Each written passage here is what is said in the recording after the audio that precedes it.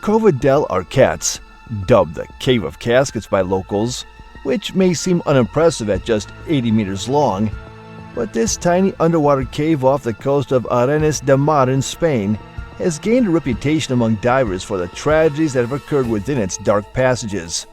Situated only 7 meters beneath the Mediterranean surface, the cave entrance is easily accessible to adventurous snorkelers. Many have dared to peek inside, but what lies in the depths beyond the entrance chamber has given even experienced divers pause. It was this alluring air of mystery and danger that drew in 4 Spanish friends. After careful planning, on July 20th, 2014, Ricard, Denicio, and 2 others set out to be the first to conquer the Cova's inner sanctum. As the 3 of the group descended into the crystal waters that morning, they felt the thrilling pull of the unknown. They soon arrived at the unassuming entrance to the Cova del Arquets. The soft clay walls and silt-covered floor hinted at potential hazards within. Any disturbance could rapidly kill all visibility. Facing a critical decision, the 3rd unidentified diver realized the gravity of the situation and, out of fear, opted to abandon the expedition. But disregarding basic safety precautions, the pair moved inside, leaving their 3rd friend behind at the entrance after he wisely voiced concerns. For the first 115 feet, the cave passage proved deceptively easy to navigate, with sunlight still filtering. But after pushing nearly 260 feet inside, the light faded completely, and a sense of dread took over both of them. Their hasty swim had kicked up blinding clouds of silt, now obscuring any hope of finding their way back out through the darkness. Losing their bearings, with air supplies dwindling rapidly in the blackness, the 2 friends became fully disoriented. Panic set in as the sudden harsh reality hit them. Their overconfident ambition may have just foolishly signed their death warrants in this unforgiving labyrinth. Just when all seemed lost, a faint beam of light miraculously appeared in the blackness, a slender crack in the rock offering a potential escape route. Spurred on by desperation and the most primal instinct to survive, Ricard and Denicio swam towards the light, squeezing their bodies through the tight crevasse. The passage remained just wide enough for them to painstakingly wind their way through. Then, in a shocking twist of fate, the crevasse opened into an unexpectedly large cavern, this one containing a precious pocket of trapped air at the top. Ricard and Denicio's heads and shoulders finally broke the surface into a breathable atmosphere. They had cheated death, at least for the moment. However, their happiness was short-lived, as a terrifying realization dawned that the trapped air could be poisonous, with high concentrations of carbon dioxide from previous visitors. If that proved true, this bubble of air would become their tomb. Fortunately, the mix was breathable, if only temporarily. In their joy, the pair even paused to take celebratory photographs. Their joy was premature, as they soon recognized their dire situation, trapped several hundred feet underground in an isolated air pocket, with no way to call for rescue and a finite supply of breathable air. As their breaths gradually filled the space with more carbon dioxide, they would inevitably succumb to hypercapnia, carbon dioxide poisoning. Outside, their friends, realizing something had gone tragically wrong, triggered emergency calls for rescue, first to the local civil guard, then marine biologists and dive teams from across the region rallied to help. The expert dive captain leading the rescue, Corporal Fernando Aguirre, recognized that his team faced a brutal challenge. With essentially no information about the cave's depths and layout, they would be pulling off any rescue quasi-blind, groping through inky blackness towards potential safe air pockets he could only hope existed. Launching at 5 p.m., the first dive team plunged in, following the dense, kicked-up silt trail until it culminated at the entrance chamber's back wall, a seemingly dead end. Pushing on past the wall revealed a narrow fissure radiating a faint light, the same crack through which Ricard and Denicio had escaped. One by one, the rescue divers pushed themselves into the crevasse towards the dim light source. The first diver through made a shocking discovery.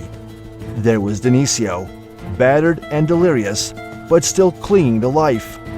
The rescue, however, was just the beginning. Ricard had already succumbed to the thickening carbon dioxide, his lifeless body on the cavern floor. And Denisio, disoriented and panicking, violently resisted the rescuers' attempts to provide him air and a safe way out. Realizing Denisio's disoriented state made him a threat to himself and the rescuers, Corporal Aguar made a risky call. They would have to sedate the delirious diver to get him out safely. With a sedative finally administered, Denisio could be pulled from the water and out through the tortuous crevasse escape route. Less than 24 hours after entering the cave, Denisio finally reached the surface, battered, hypothermic, and dehydrated, but alive.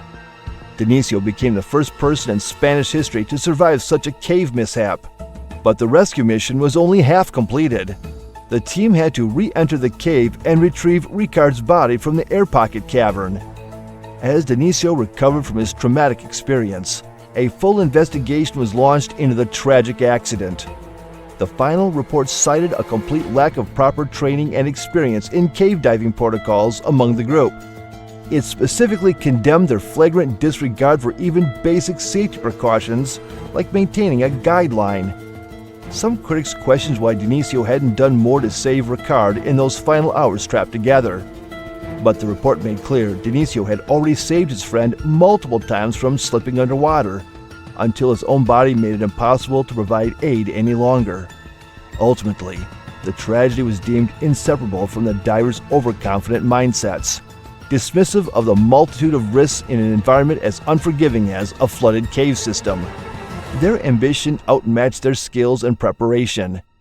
The harrowing Cave of Caskets incident serves as a reminder for all divers.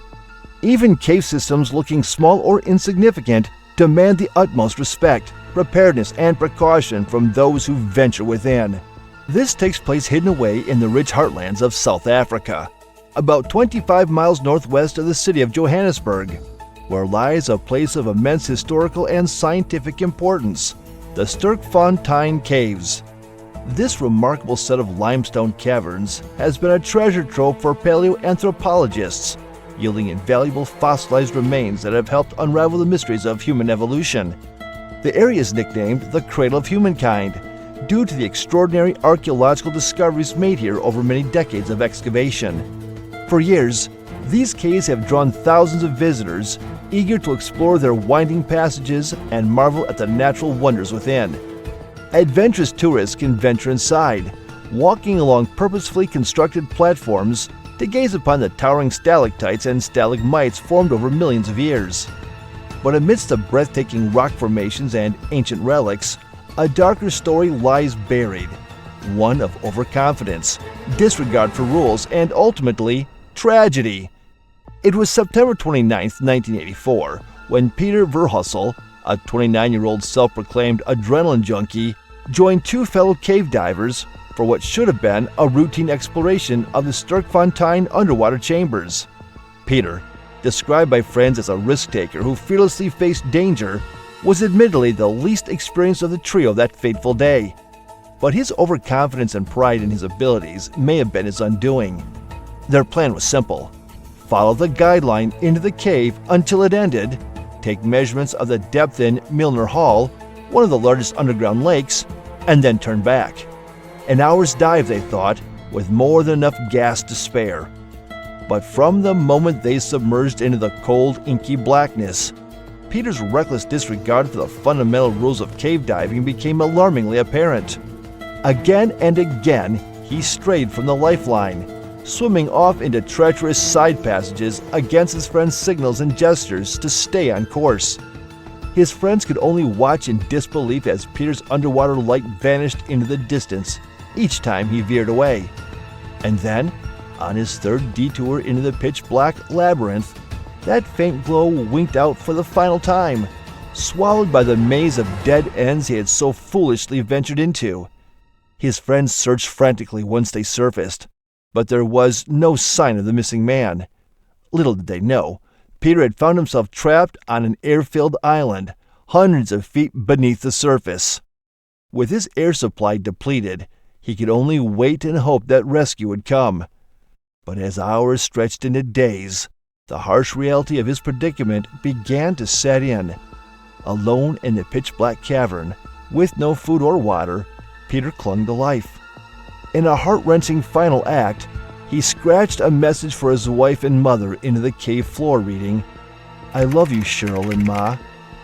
It took a grueling 6 weeks before the rescue team finally located Peter's remains, lying next to his diving gear on that very island that had briefly been his sanctuary.